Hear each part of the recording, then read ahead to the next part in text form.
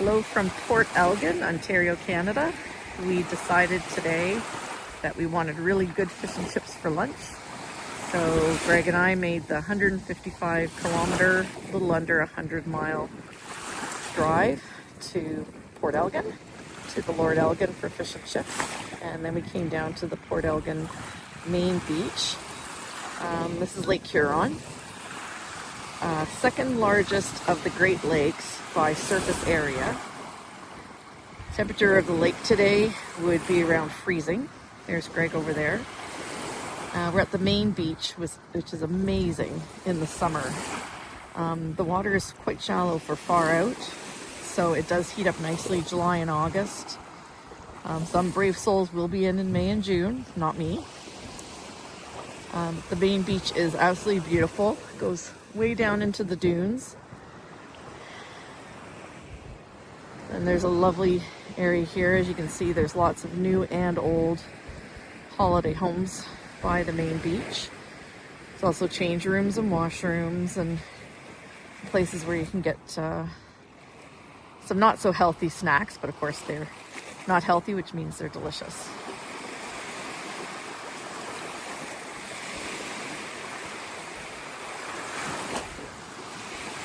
Today's temperature is about 5 Celsius.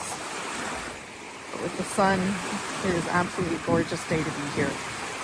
So not bad at all.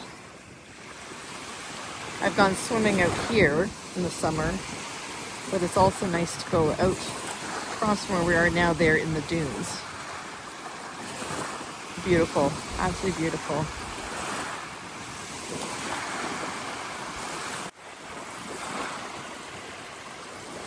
So a little about the town of Port Elgin. It's in the municipality of Saugeen Shores in Bruce County. They call this the west coast of Ontario. The permanent population would be about 7,800 people.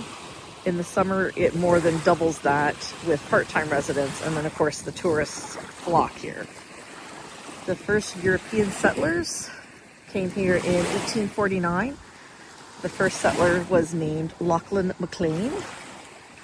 But back as far as the mid-14th century, there's evidence of villages by the Iroquois were here, especially because further along, which we'll show you later, is the Saugeen River, which was known for its fur trading. Port Elgin has wonderful cafes, amazing fish and chips, as I mentioned before, at the Lord Elgin. And are known for their spectacular beaches and equally spectacular sunsets, which attract a lot of photographers and artists.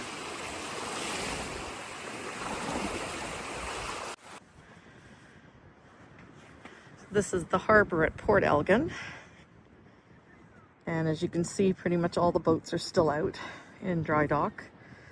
In the summer, this is absolutely chock-a-block full.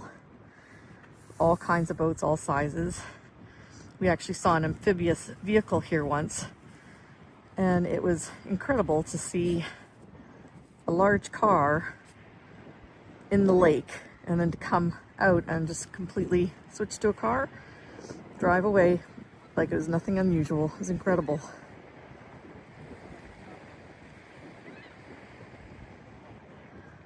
On the far side of the harbor, there is an unofficial dog beach, which we've taken our dogs to.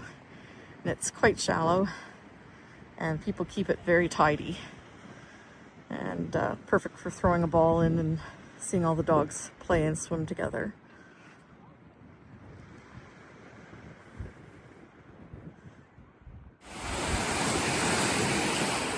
So as I mentioned before, this is Lake Huron. It is the second largest of the 5 Great Lakes. The largest is Lake Superior, and Lake Superior is also the deepest at 1,333 feet. Lake Huron, though, is about 750 feet or 230 meters deep. And if you cross Lake Huron, you will end up in Michigan. Lake Huron is connected to Lake Michigan and Lake Superior. And as I said, it's all absolutely Has beautiful beaches. There's wonderful walks. There's even a fantastic rail trail that Greg and I have walked, and it connects Southampton, where we're going later, to Port Elgin. It's about an 8K walk, and it's a beautiful trail for walkers, biking. You can pretty much do whatever you want, and it's pretty accessible too because it's flat and it's maintained. So we did that a few years ago with our dog, and we were pretty pooped by the end because we had done we did it there and back, so put in a 16K walk. So I can tell you it was a pretty quiet night at the cottage after that.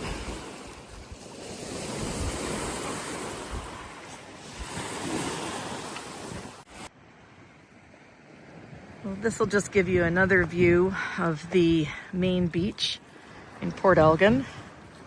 There will literally be thousands of people here every nice day throughout the summer and even to the fall.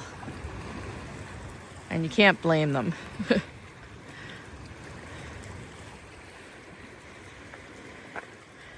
The swimming here is exceptional. And where we're looking at now, out into the dunes, I've gone swimming in there in the summer quite a number of years ago. But again, exceptional swimming. The beaches are wonderful for families because it's shallow for quite a ways out. And it also has the different facilities available too.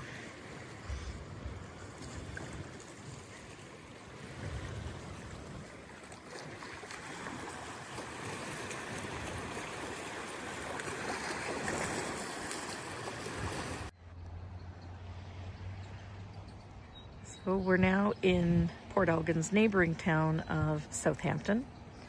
And Southampton is on the Saugeen River, which we're looking at right now.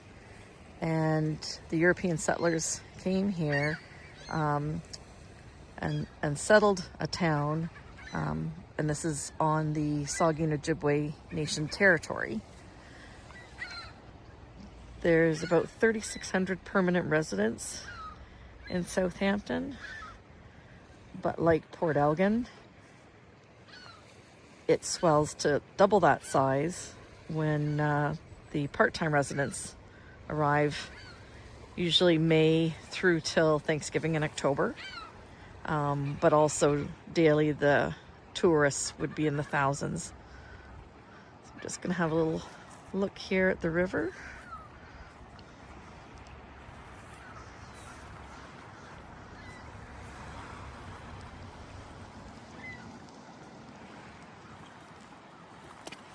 I'll try not to fall down the hill, although that would make for wonderful YouTube viewing.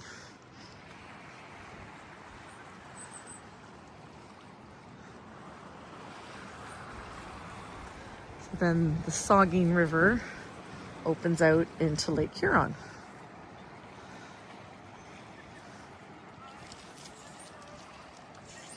The Saugeen River was a very important fur trading spot for the Anishinaabe people, and the Hudson Bay Company actually set up a fur trading post here to trade with them. The first European to settle here was Captain John Spence, along with William Kennedy. But one of them, and I'm sorry I can't remember which one, ended up leaving to go on an Arctic expedition. In the distance, you can see Chantry Island Lighthouse, and I'll zoom in a bit on it.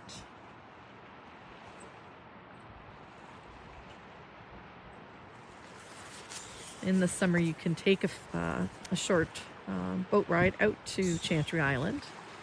It's a lighthouse station on it that was built in 1859.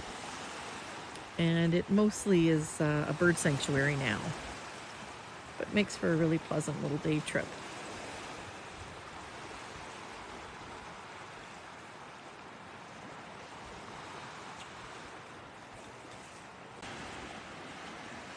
Now we're at the point where the Saugeen River goes into Lake Huron, and you'll be able to just see through the trees. Just pan over. to the Saugeen River Lighthouse.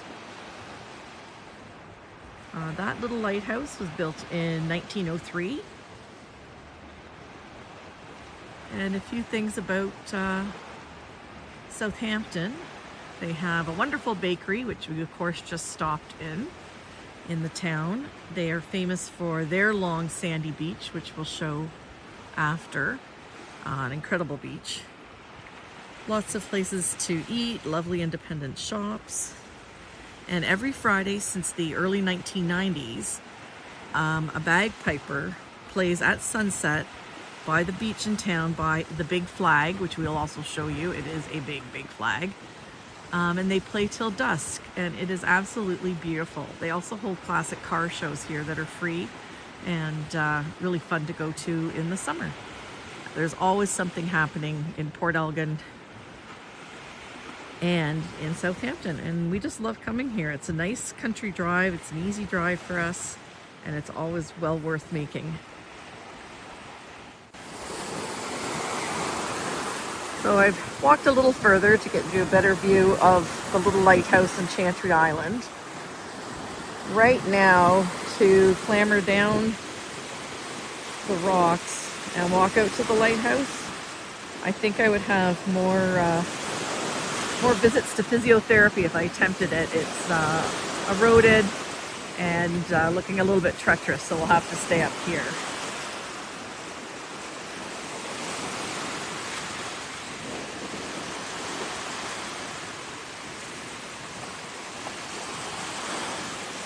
What a wonderful lighthouse.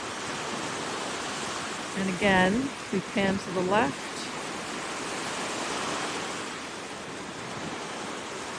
There is the Chantry Island Lighthouse Station.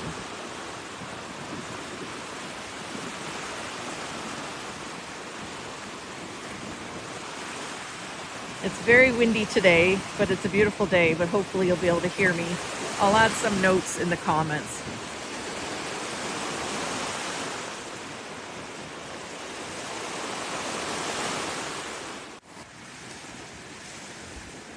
So this is the big flag in Southampton, Ontario that everybody meets at to get together, where they have the bagpiper playing every Friday night, classic car shows.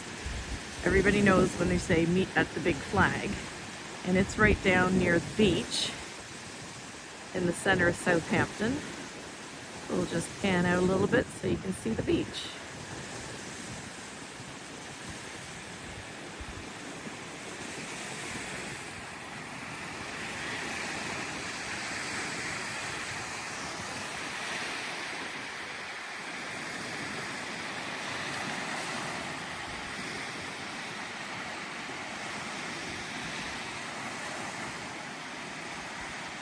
And from the winter, there's a lot of driftwood blown up, but the beach will be cleaned up before the summer really gets underway and people start coming in mid-May. You can still see Chantry Island from here. And here's part of the beach. There's also a boardwalk that starts here in Southampton, and you can walk pretty much all the way to Port Elgin along the lakeshore. And most of it is either paved or like wood panel, so it is accessible.